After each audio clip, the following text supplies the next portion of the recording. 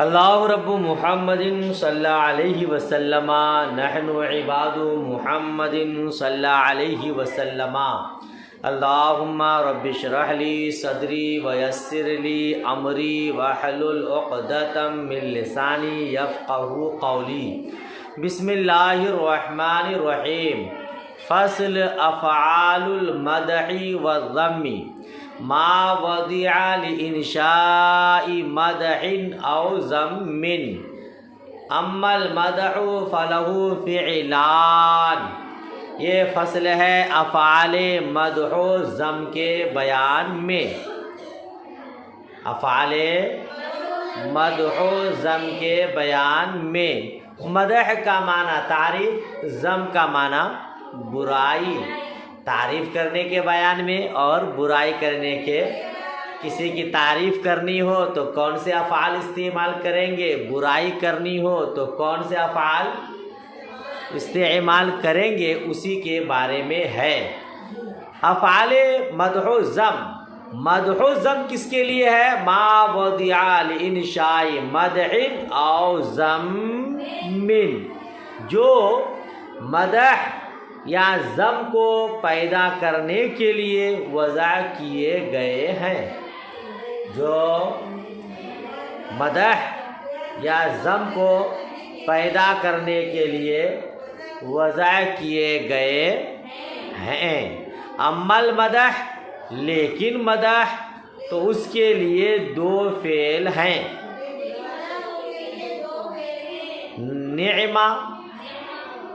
نعم وفاعلہ اسم معرف باللام، دو فعل ہے، ان میں سے ایک نعمہ ہے، اس کا فاعل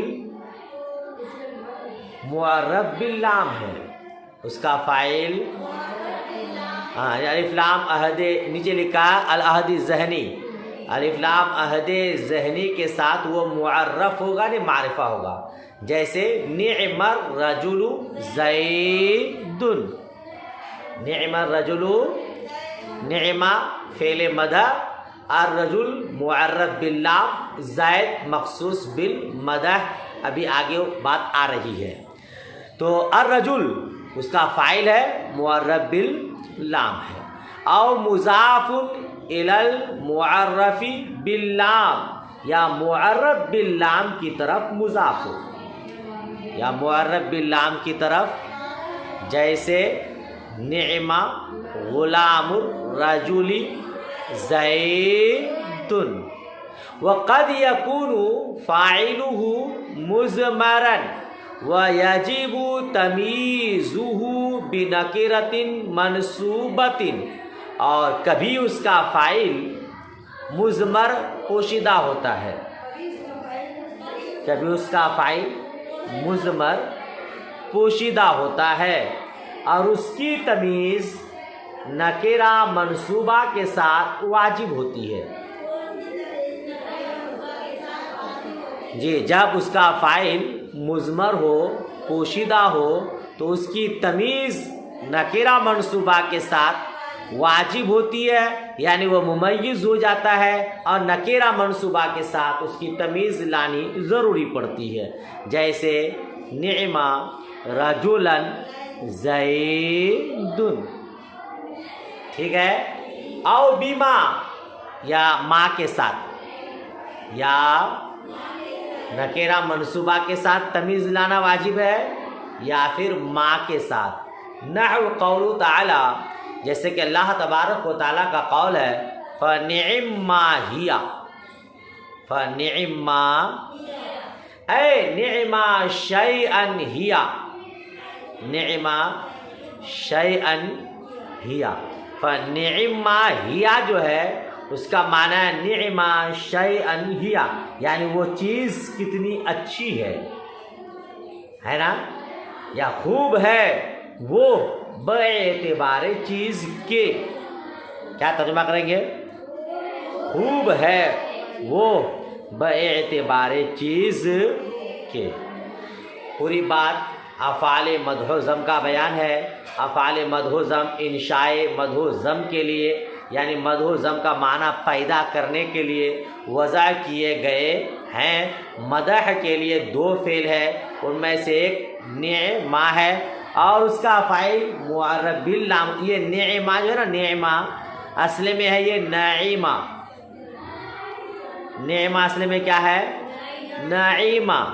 تو فا کلمہ کو ساکن کیا، فا کلمہ یعنی نون کو ساکن کر دیا اور عین کلمہ کی حرکت کو نقل کر کے فا کلمہ کو دے دیا تو کیا ہو گیا؟ نعمہ. سمجھ شریف میں بات پوری آ چکی ہے. تو یہ پوری صورت یاد کر لیجئے گا. وَزَيْدٌ يُسَمَّى الْمَخْصُوصَ بِالْمَدَحِ، زید اس کا نام رکھا جاتا ہے مخصوص بالمدح. زید کا نام رکھا جاتا ہے کہاں؟ آپ نے پہلی مثال پڑھی تھی نعم الرجل زید. تو نعمہ فعل مدح، الرجل معرب باللام اس کا فاعل اور زید مخصوص بالمدح، یعنی وہی تعریف کے ساتھ خاص ہے. تو ایک فعل ہو گیا نعمہ اور دوسرا فعل ہے حبذا. وحبذا نحو حبذا زید. ٹھیک ہے، فعل مدح دو ہے نا، ایک نعمہ اس کے بارے میں پڑھ چکے آپ، دوسرا ہے حبذا. جیسے حبذا زید، حبا فعل المدح، حبا فعل مدح ہے، حبا فعل مدح ہے. اور آگے عبارت دیکھ، وَفَاعِلُهُ ذا، حبا فعل مدح ہے اور ذا اس کا فاعل ہے. والمخصوص بالمدح زید، اور زید مخصوص بالمدح ہے. حبذا زید، حبا فعل مدح، ذا اس کا فاعل اور زید مخصوص بالمدح. وَيَجُوزُ أَن يَقَعَ قَبْلَ مَخْصُوصٍ أَوْ بَعْدَهُ تَمْيِيزٌ، اور جائز ہے کہ مخصوص سے پہلے یا اس کے بعد تمیز واقع ہو. کیا بولیں گے؟ ہاں، جیسے حبذا رجلا زید وحبذا زید رجلا. مخصوص کے بعد جو ہے پہلے بھی اور بعد میں بھی تمیز کا واقع ہونا جائز ہے. اب وہ تمیز چاہے نکرہ ہو چاہے معرفہ ہو. جی کیا بولیں گے؟ تمیز کا واقع ہونا جائز ہے. وہ تمیز ہاں نکرہ ہو. ٹھیک ہے، جیسے حبذا رجلاً زیدن میں رجلاً یہ نکرہ ہے اور مخصوص بالمدح سے پہلے ہے، اور حبذا زید رجلاً میں مخصوص بالمدح کے بعد ہے کہ زید مخصوص بالمدح ہے. اس کے بعد رجلاً دونوں جگہ تمیز ہے مگر وہاں پہلے ہے اور یہاں بعد میں ہے. او حال، یا حال یعنی مخصوص کے بعد مخصوص بالمدح کے بعد حال کا واقع ہونا جائز ہے. ٹھیک ہے، جیسے حبذا راکباً زید وحبذا زید راکباً. یہاں بھی وہی حال ہے کہ حال مخصوص بالمدح سے پہلے ہو یا مخصوص بالمدح کے بعد ہے، دونوں جائز ہے. سمجھ شریف میں پوری بات آ گئی ماشاءاللہ. تو یہ فعل مدح دونوں ہوئے، مدح کے دونوں فعل ہوئے. وہ اما الضم فلہ فعلان ایضاً، لیکن ضم تو اس کے لیے بھی دو فعل ہیں، لیکن ضم تو اس کے لیے بھی دو فعل ہیں. بئس، جیسے بئس الرجل عمر و بئس غلام الرجل عمر و بئس رجلا عمر. کیا مطلب اتنی مثالیں کا؟ آپ نے پڑھا کہ فعل مدح دو ہیں، ان میں سے ایک نعمہ ہے اس کے بعد آپ نے پڑھا کہ نعمہ جو فعل ہے اس کا فاعل جو معرب باللام ہو یا معرب باللام کی طرف اضافت ہو یا پھر مضمر ہو پوشیدہ ہو. تو اسی طرح بعثا جو فعل ضم ہے اس کا فاعل یا تو معرب باللام ہو یا معرب باللام کی طرف مضاف ہو یا مضمر ہو. یعنی جو صورتیں آپ نے فعل مدح میں نعمہ میں پڑھی وہ ساری صورتیں فعل ضم بعثا میں بھی ہے. اسی لیے چند مثالیں لائے ہیں. ٹھیک ہے. بئس الرجل امر یا الرجل یہ فاعل معرب باللام کی مثال ہے. بئس غلام الرجل امر میں مثال فاعل مضاف سوئے معرب باللام ہے نا بین السطور میں.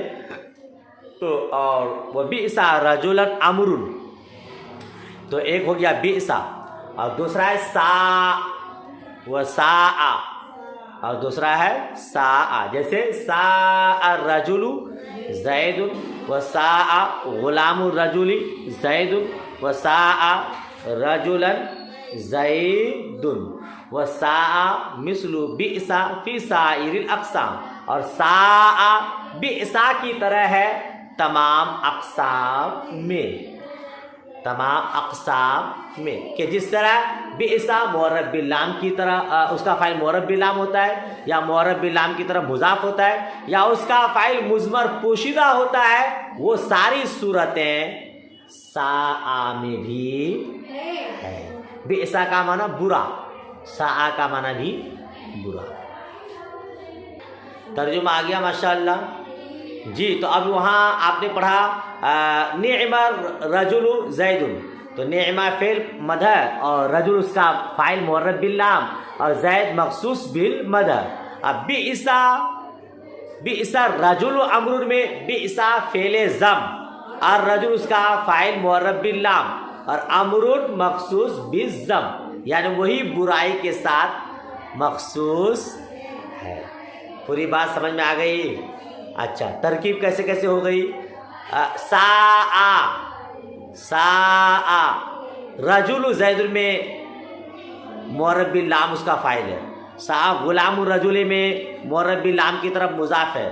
اور ساء رجلا زید میں ساء ہاں ضمیر جو اس میں پوشیدہ ہے وہ اس کا فاعل ہے. بات مکمل ہو گئی. چلیے انشاءاللہ والقسم الثالث فی الحروف شروع ہوگا. جتنا پڑھے اس کو اچھے سے سمجھیے یاد کریے. مجھ گنہگار کو بھی دعا میں یاد رکھیے.